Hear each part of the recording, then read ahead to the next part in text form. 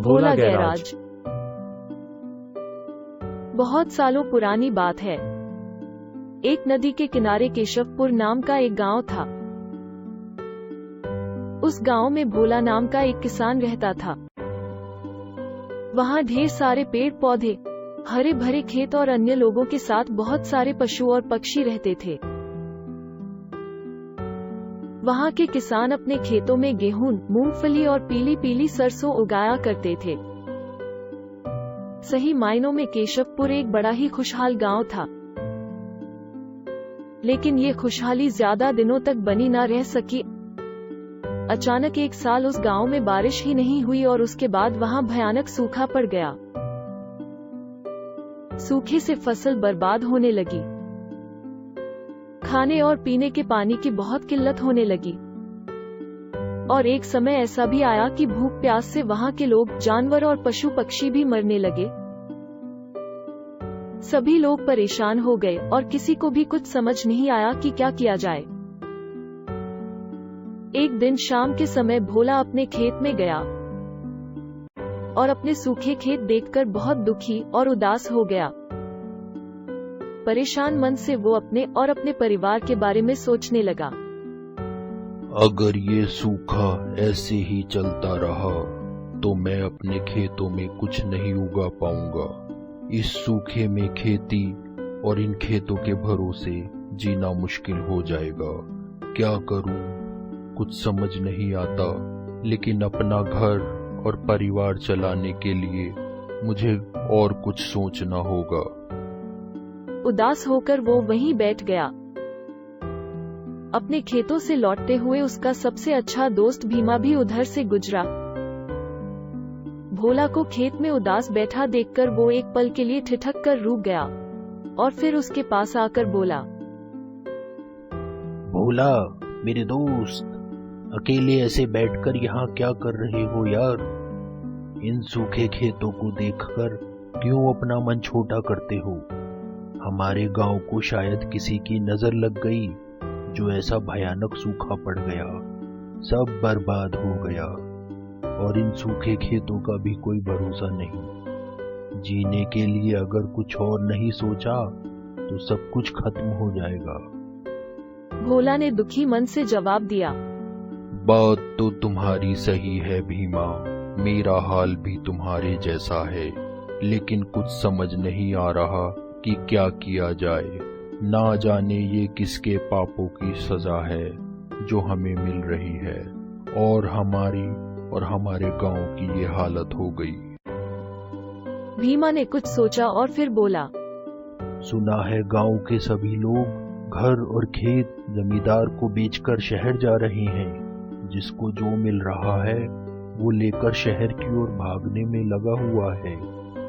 मैं भी सोच रहा हूँ कि भूखे मरने से तो अच्छा है कि मैं भी शहर जाकर कोई काम धंधा या नौकरी करूं और कुछ अच्छा कमाकर गुजर बसर करूं। तुम बताओ, इस बारे में तुम क्या कहते हो? भोला भीमा की बात सुनकर गंभीर होकर कुछ सोचने लगा। उसको ऐसे चुपचाप बैठा देखकर भीमा ने उसे टोका, क्यों दोस्त भोला, कहाँ खो गई? तुमने मेरे सवाल का जवाब नहीं दिया। मैं पूछ रहा हूँ कि क्या मैंने सही फैसला लिया है ना? इस बारे में तुम्हारी क्या राय है? भोला ने सोचते सोचते ही जवाब दिया, हाँ यार भीमा, मैं तुमसे सहमत हूँ। तुम्हारा फैसला बिल्कुल सही है। काफी देर हो गई है और अंधेरा भी होने लगा है। चलो घर चलते हैं। ये कहकर भोला और भीमा वहां से अपने अपने घर की ओर वापस चल दिए। वापस लौटते हुए पूरे रास्ते भोला यही सोचता रहा कि क्यों ना वो भी घर और खेत बेचकर शहर चला जाए। शहर जाकर 4 पैसे बचाकर दोनों बच्चों को पढ़ा सकूंगा और शहर की जिंदगी में तो सभी सुख सुविधा होंगी, तो जीवन बड़े आराम से कट जाएगा। वो अपने आप से बात करते हुए बोला, घर जाकर नीला से बात करता हूँ, वो भी शायद मना नहीं करेगी। नीला, भोला की पत्नी, बहुत सुशील और सुंदर, हमेशा भोला का साथ देती थी। घर पहुंचने पर भोला नीला को भीमा की कही गई बात बताने लगा और उसने अपने शहर जाने की बात को लेकर नीला से उसकी राय पूछी। नीला भोला की बात से पूरी तरह राजी थी। आखिरकार ये तय हो गया कि भोला और उसका परिवार अपना सब कुछ बेचकर शहर चले जाएंगे और 2 दिन बाद वो सभी शहर के लिए चल दिए। भोला अपनी पत्नी और 2 बच्चे लंबू और जम्बू के साथ शहर पहुंचा और एक छोटा सा घर किराए पर लेकर रहने लगा। लेकिन शहर में रहना इतना भी आसान नहीं था जैसा भोला ने सोचा था। धीरे धीरे समय बीतने लगा और भोला की मुश्किलें और बढ़ने लगी। समय के साथ रोजी रोटी चलाना भी मुश्किल होने लगा। बहुत दिन बीतने के बाद भी उसे कोई काम या नौकरी नहीं मिली। ऐसी हालत देखकर एक दिन नीला उससे बोली, सुनो जी, ऐसा कब तक चलेगा? हम जैसा सोचकर गांव से शहर आए थे, यहाँ तो वैसा कुछ नहीं है। मैं तो कहती हूँ कि अगर यहाँ भी कुछ नहीं हो पा रहा तो वापस गांव चलते हैं। नीला की बात से भोला राजी नहीं था। वो बोला, मैं हार नहीं मानूंगा। कैसे भी हो मैं कल से कुछ काम शुरू करूंगा। ऐसे काम नहीं होगा तो मुझे कुछ अलग सोचना पड़ेगा। लेकिन अब मैं काम भी करूंगा और पैसा भी कमाऊंगा। हम गांव नहीं जाएंगे और बाकी की जिंदगी अब इस शहर में ही बिताएंगे। अगले दिन जब भोला काम की तलाश में बाहर निकला तो उसने उस ठेले वाले को देखा जिसे वो रोज शाम को घर के आसपास केले बेचता हुआ देखता था। उसने कुछ सोचा और वो ठेले वाले के पास आया और बोला, भाई साहब, मैं आपको रोज शाम को केले का ठेला लगाते हुए देखता हूँ। क्या आप दिन में ठेला नहीं लगाते क्या? ठेले वाला बोला, अरे मैं ठेला दिन में लगाऊं या रात में, तुम्हें इससे मतलब?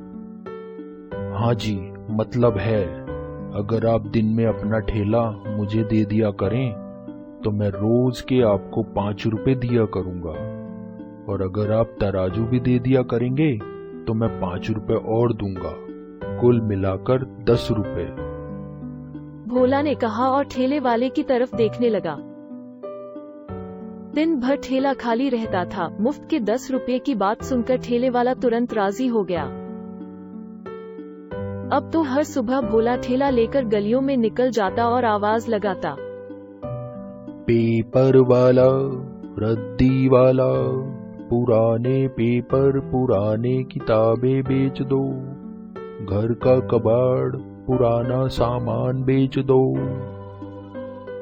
इस तरह गलियों में घूमते हुए उसने धीरे धीरे अपना काम धंधा आगे बढ़ा लिया और अच्छी कमाई करने लगा। इसी तरह काफी समय बीत गया, लेकिन इस कमाई के साथ वो संतुष्ट नहीं था। वो सोचता, इस तरह घूम घूम कर रद्दी पेपर से मैं कितना कमाऊंगा?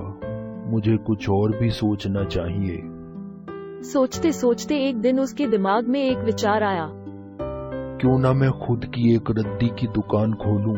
यहाँ वहाँ भटकने की जगह लोग अपना सामान मेरे पास ही बेचने के लिए आएंगे तो मेरा काम आसान हो जाएगा।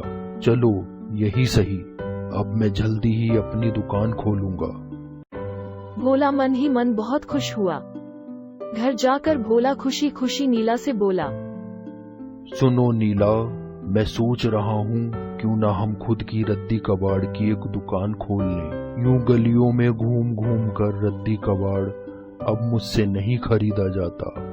उम्र बढ़ने के साथ साथ मेरी ताकत भी कम होती जा रही है। सुनकर नीला सोच में पड़ गई और फिर बोली, आपने बात तो बहुत अच्छी सोची है, लेकिन हम दुकान शुरू कहाँ करेंगे? इस शहर में घर का किराया देने में हमें कितनी तकलीफ होती है। अब दुकान कहाँ से होगी? इसके लिए तो हमें कुछ अलग से ही सोचना पड़ेगा। बैठे बैठे भोला के दिमाग में एक विचार आया। वो नीला से बोला, नीला, क्यों ना हम अपनी दुकान शहर के बाहर की खाली जगह पर खोल लें? इस बात से नीला भी सहमत हो गई। अपनी सोच के अनुसार ही भोला ने शहर के बाहर खाली जगह पर अपनी दुकान बना ली और शुरू भी कर दी। उसके पास दुकान बनाने के लिए कुछ तो था नहीं, तो उसने कबाड़ से जुगाड़ लगाकर बेकार सामान से अपनी दुकान बनाई। भोला की कबाड़ की दुकान देखने में काफी अच्छी और उसके हिसाब से एकदम परफेक्ट थी। भोला ने अपनी दुकान का नाम रखा भोला गैराज। इसी तरह दिन बीतते चले गए और भोला ने अपनी रद्दी कबाड़ के काम को काफी आगे बढ़ा लिया। धीरे धीरे उसकी उम्र भी होती गई और वो 60 साल का और नीला भी 50 साल की हो गई। 25 साल का लंबू पढ़ने में ज्यादा ध्यान नहीं लगा पाया और 20 साल का जम्बू भी पिताजी के काम में हाथ बंटाने लगा। इसी तरह उन चारों का जीवन एक साथ खुशी खुशी बीतने लगा।